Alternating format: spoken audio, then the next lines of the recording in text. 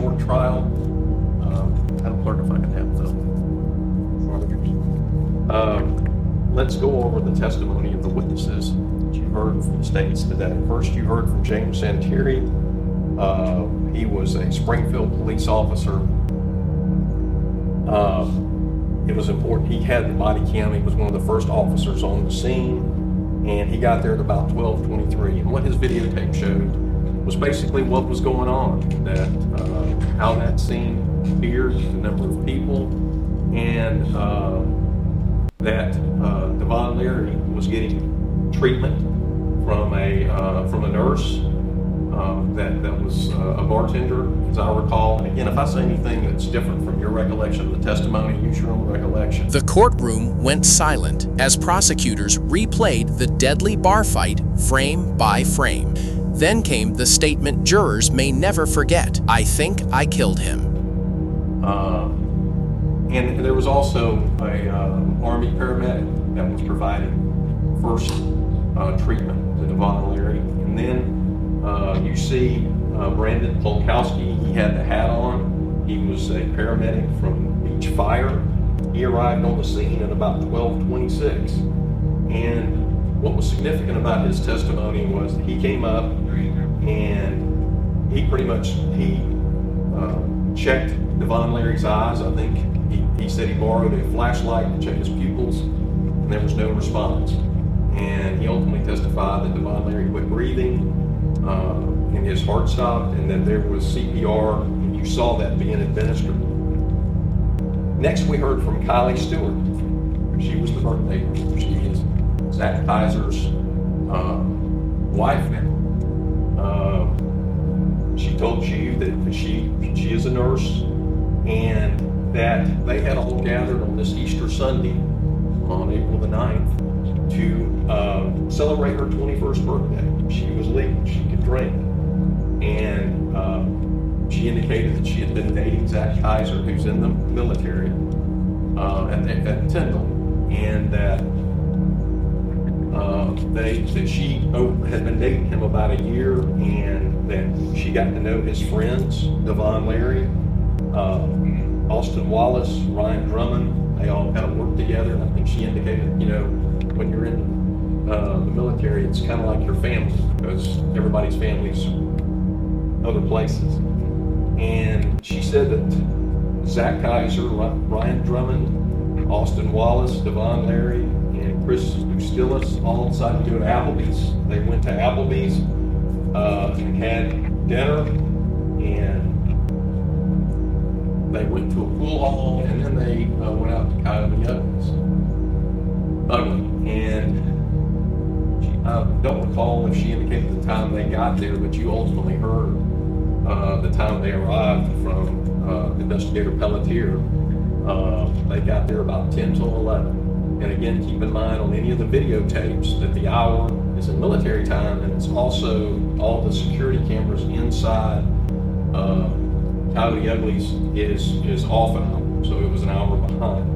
So she got there, and their group got there about 10 till 11, and she, initially saw a fight that occurred inside. You've seen the videotape.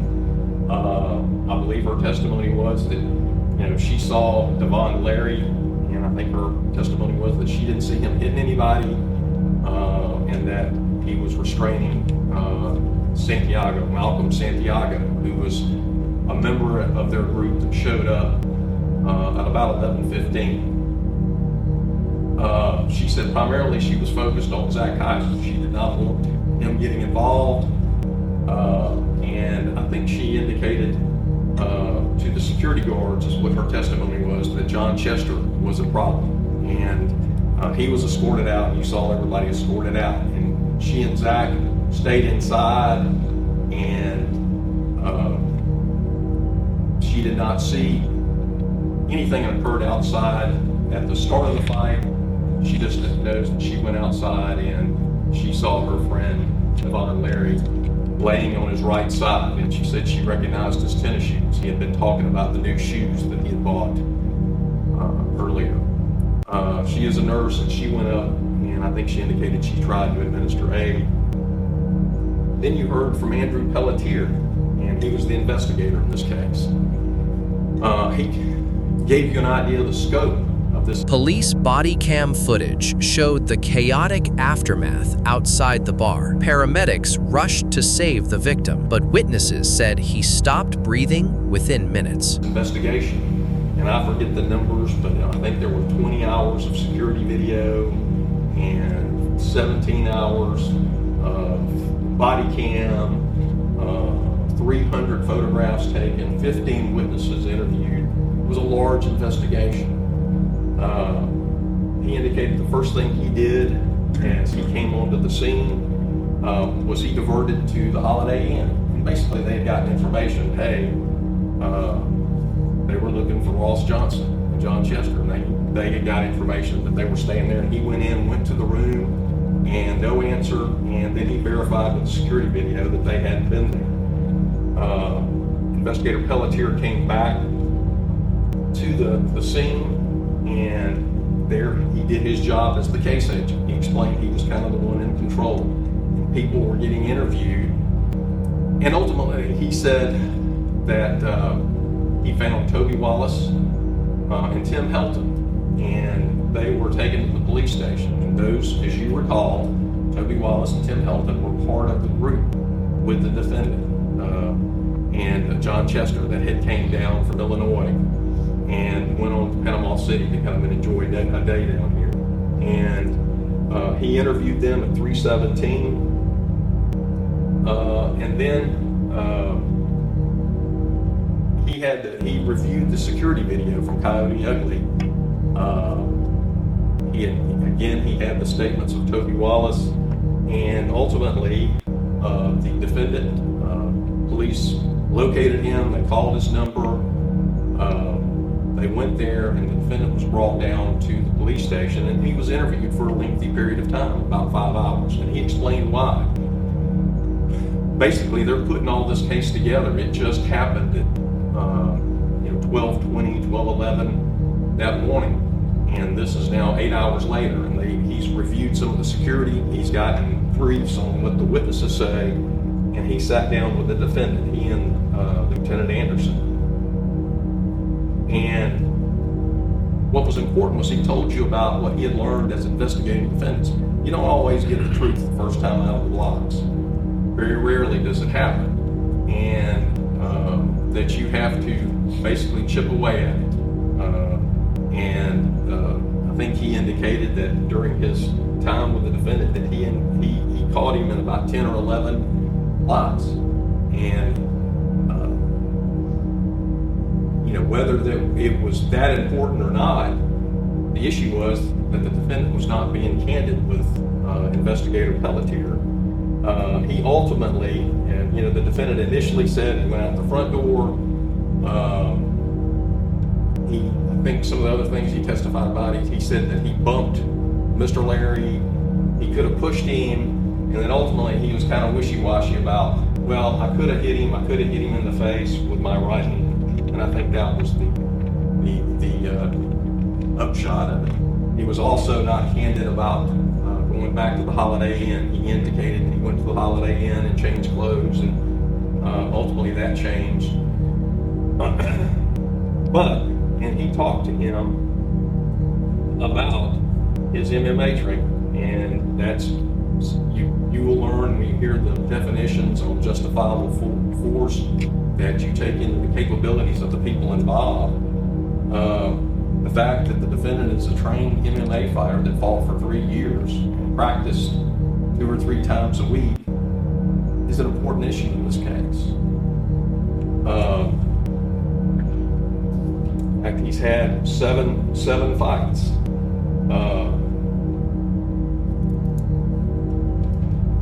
Investigator Pelletier also told you another important detail. The distance and where Devon Larry was laying on his right side, how far he was from the fight that ensued between Santiago and Chester, that second fight. I think his testimony was 35 to 40 feet away. It's a critical piece of testimony.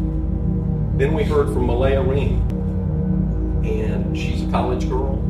She came down with her friend, Ms. Halverson. They were at Coyote Ugly. She met the defendant. They were having a nice time. She went out on the patio. You see her going out on the patio. And, she said the defendant came out and said, I need to go help my friends, jumped over the railing and took off. But when he went over the railings, she saw him hit somebody that was by themselves in the head, and she was very clear about it. And I asked her, how sure are you? She said 100%. That was her testimony. She saw the defendant hit this person by himself, which we know is now Devon Larry. She testified her and Ms. Halverson quickly got an Uber, and they went back to the Casa Loma where they were staying. She said she provided a Snapchat address. So, and that ultimately the defendant, she invited the defendant over, and the defendant and John Chester showed up. And she told you that he, I think, 7 or 8 out of 10, the defendant. Prosecutors argued the defendant wasn't acting in self-defense. Instead, they claimed he crossed the patio, approached from behind, and delivered a punch to the back of the victim's head. It was drunk. And she said they went to sleep shortly thereafter. She got up to take a shower. When she came out, John Chester and the defendant were getting dressed to go down and meet the beach police, and his words to her were, I'm going to jail. I think she also testified that prior to going to bed, that the defendant said, well, we're not going to the police tonight, I'm too drunk. And he did not seek out going to the police. It's important to note that the defendant didn't hang around the scene very long. Toby Wallace, Timothy Helton did, but the defendant was there a short period of time. I asked him, I think he said he wasn't sure, about 15 minutes, but we know that he left. I would submit to you that he was there long enough to know that Devon Larry was seriously injured.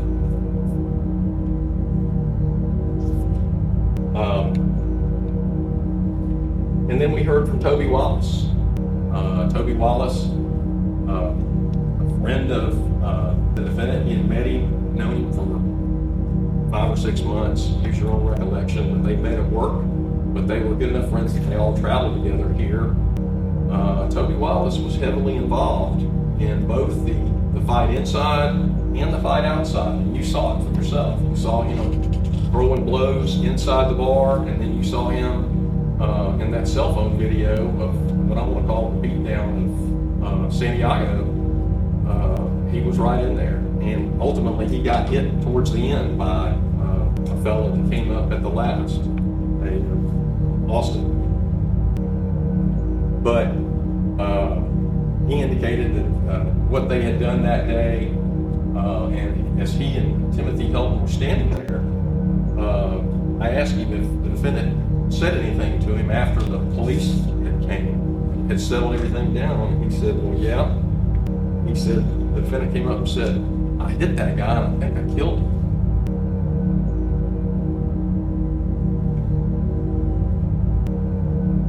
The defendant knew. He knew he had hit him with his best punch. And that Devon Larry was not good. That he was seriously hurt. Toby Wallace told you he went down and was interviewed, and then ultimately he told you one other important piece of information.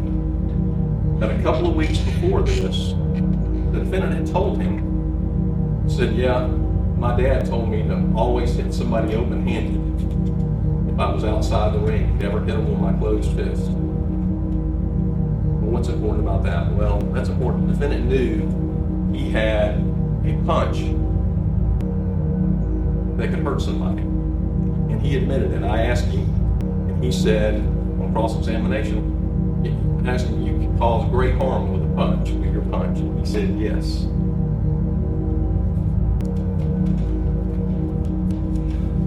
And then we heard from Dr. Rackney, our medical examiner. And Dr. Radke heard his experience, and you saw the photographs. You saw the fracture behind Devon Leary's left ear. He testified. I said, is this consistent? The damage on this, is this consistent with a punch to the head? He said, yes.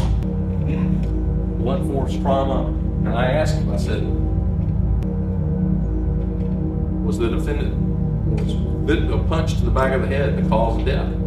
He said, yes. And then there was talk about, it was right here by this part of the brain, and he described something called koku, or use your own recollection, but basically where the brain of Devon Leary moves forward, and there was some injury on the inside, but the last three photographs you showed, I said, was that from anything of Devon Leary falling to his right side? And he said, no.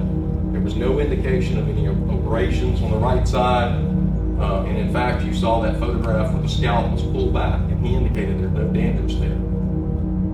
It indicates. So that was from the punch, the defendant's punch.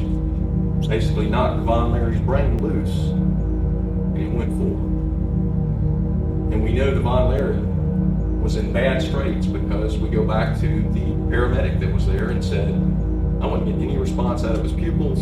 He quit breathing and his heart quit beating. Then you heard from the defendant. The state repeatedly emphasized one detail. The defendant was a trained MMA fighter. According to prosecutors, he understood exactly how dangerous that strike could be. And, you heard his testimony. One of the things that you will be told in weighing somebody's credibility as a witness, does somebody have an interest in the way this case is decided? Well, do you think the defendant who's on trial for manslaughter has an interest in this case? Absolutely. But he did testify to his training, and I asked him about the MMA fighting. I said, hey, isn't that a foul? It hit somebody in the back of the head, and he finally admitted, yeah, it is, that they're not allowed to hit people in the back of the head. And I asked him why. He was well aware of hitting somebody in the back of the head, that that's dangerous and likely cause serious bodily injury or death. And he admitted that his punch caused great harm. He knew exactly what he was doing. He came up, he looped around, and he sucker punched Devon Leary.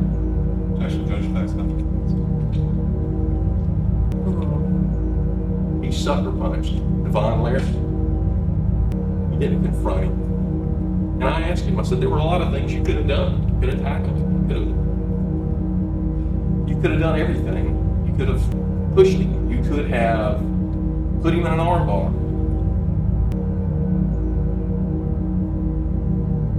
He chose to throw that punch that you see that arm going up to the left.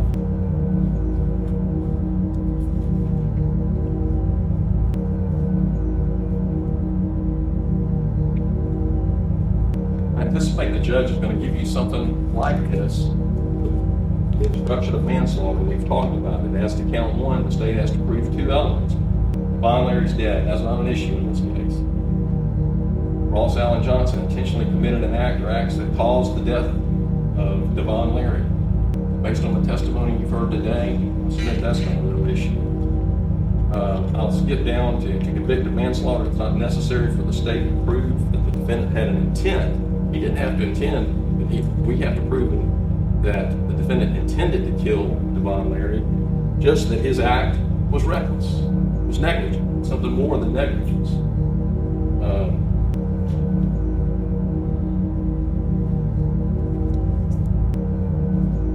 The defendant is charged with a separate crime of aggravated battery. And again, it's got two elements, and that the state has to prove, number one, that the defendant actually intentionally touched or struck Devon Leary against his will, or intentionally caused bodily harm to him. And two, in committing the battery, intentionally knowing caused great bodily harm to Devon Leary.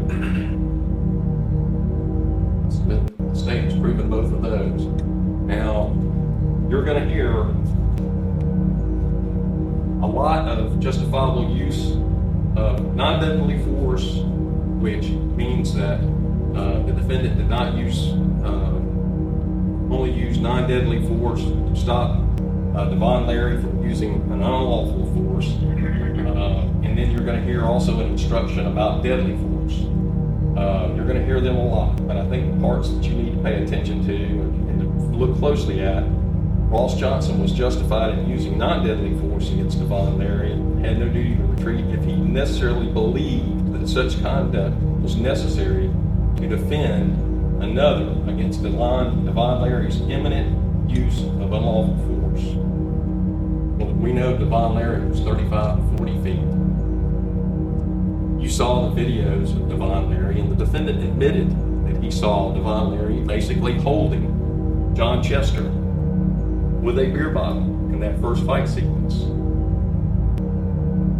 Nowhere in that video, and none of the witnesses saw Devon Larry ever strike anybody or ever hit anybody with that beer bottle. In fact, it appeared to me he was trying to stop the spill. But his action, I would submit, was a defensive action. And you saw him as he went on. What he did, Devon Larry did in that video, first video, about the fight, was he went over. Medical experts testified the blow caused catastrophic brain trauma, and prosecutors argued the victim was not attacking anyone when he was hit. And started trying to restrain Malcolm Santiago, the person who had gotten in the fight. He was not attacking the defendant and his group. He was a peacemaker. He was trying to settle things down. So, I will submit to you, there's no reasonable belief that Devon Larry was a threat to anybody. He had the opportunity inside the bar. And again, in deciding whether Ross Allen Johnson was justified in the use of non-deadly force, you must consider the circumstances at the time the force was used, the danger not being actual. However, to justify the use of non-deadly force, the appearance of imminent danger must have been so real that the defendant actually believed the use of non-deadly force was necessary. Moreover, a reasonably cautious and prudent person under the circumstances would have believed the use of non-deadly force was necessary. And at the bottom, it says, in considering the issues of self-defense of others, you take into the account the relative physical abilities and capabilities of Ross Allen Johnson and Devon Larry. And again, we know all about Ross Johnson, an MMA fighter, 3 years and having wrestled prior to that. You're also going to get a very similar instruction, except it's when it's talking about the use of deadly force. I would submit that's what Ross Johnson did. He knew his hands could cause great harm. And I would submit a punch to the back of the head is using deadly force. And in that particular thing, Ross Johnson was justified in using deadly force if he reasonably believed that such force was necessary to prevent imminent death or great bodily harm to another, which would be John Chester. And I would submit there's no evidence of that. There's no evidence that Devon Larry was threatening John Chester in any way. The only thing you see with John Chester is Larry keeping him at arm's length and letting him go.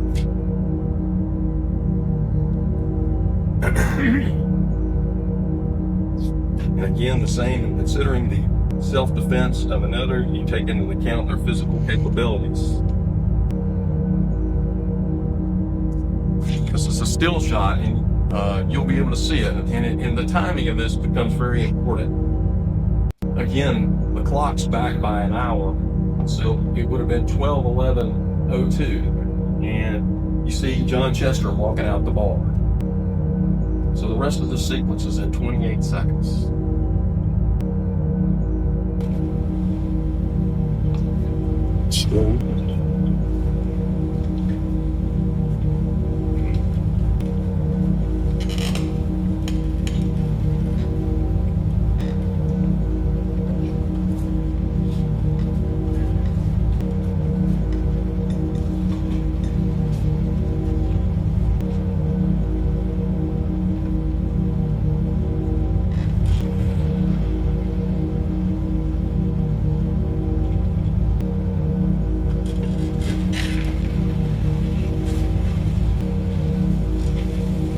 The defendant hit Devon Leary behind the left ear. The medical evidence supports it. That's what Malia Reeves supports.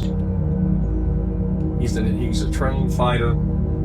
He knew his punches caused great harm, and he knew from his MMA that hit somebody in the back of the head was not good. Dr. Radke told you that that blow to the back of his head is what killed Devon Leary.